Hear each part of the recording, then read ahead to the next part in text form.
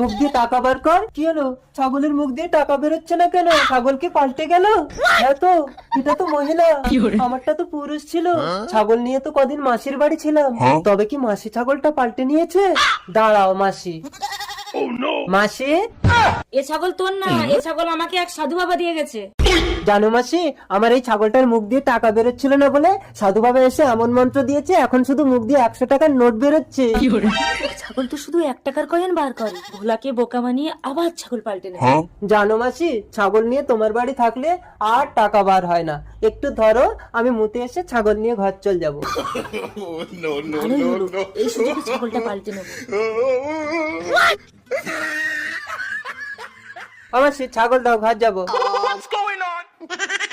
এই ছাগল, অনেক 100 টাকার নোট বার কর, বার কর। মাসি, ওটা তোমারই পাল্টানো ছাগল, পরের জিনিসে লোভ করতে নেই মাসি।